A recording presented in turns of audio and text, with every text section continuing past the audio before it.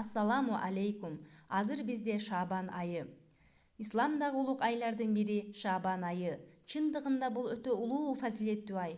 Бул айдын фазилети мындайча: анда ибадат кылгандар, колун көтөрүп Аллахка кайрылып дуба кылып сурангандардын тилегини жана тоопосу кабыл кылынат. Шабан айы пайгамбарыбыз саллаллаху алейхи вассаламдын айы деп эсептелет. Аллахтын пайгамбары саллаллаху алейхи вассалам Шабан айы киргенде: Шабан айында нафсибизди оңдойлу, бул айда жакшы ниеттерди кылалы, себеби Аллах Шабан айын башка айлардан мени силерден өзгөчө кылгандай өзгөчө кылды деп айткан. Аалымдардын бирөөсү: Ражаб айы денени, Шабан айы жүрөктү, Рамазан айы болсо рухту тазалайт.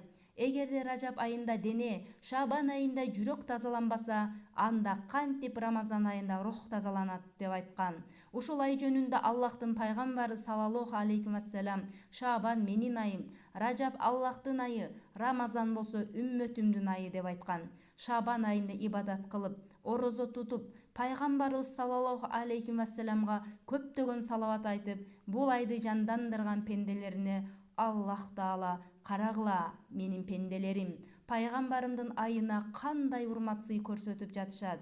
Мен өзүмдүн улуулугум менен аларды кечирдим деп айтат. Шабан айында орозо тутуу. Аллахтын элчиси саллаллаху алейхи вассалам Шабан айынын фазилети жөнүндө ушул ай Ражаб менен Рамазандын ортосундагы ай. Шабан айында тутулган орозо Рамазан айына таазим. Айлардын сүйүктүүсү Рамазан айына байланыштуу Шабан айы деп айткан.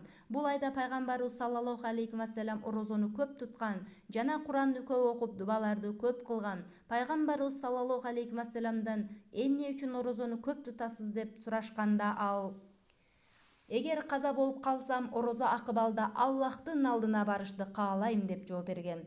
Абу Салама айтат: мен Айша энебиз разияллаху анхадан пайгамбарыбыз саллаллаху алейхи вассаламдын орозо туткандыгы жөнүндө сураганымда айтты: пайгамбарыбыз саллаллаху алейхи вассалам орозо кармайт эле.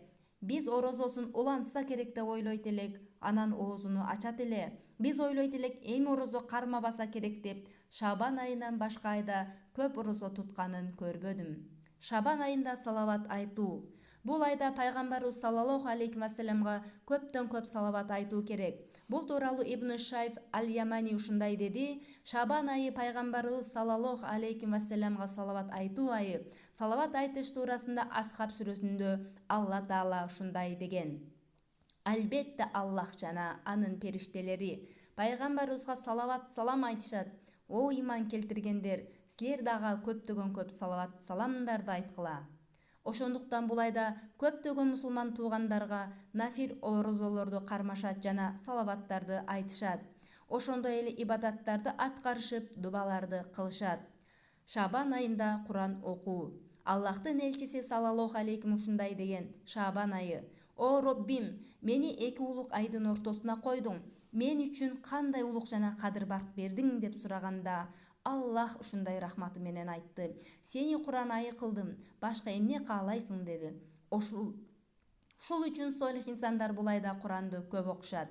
Шабан айындагы намаз. Шабан айынын биринчи түнү тасбих намазы окулат. Ар бир рекетинде Фатиха сүрөсү жана 3 жолу Аятыл Курси окулат. Ар бир рекетинде Фатиха сүрөсү жана 3 жолу Аятал Курси окулат.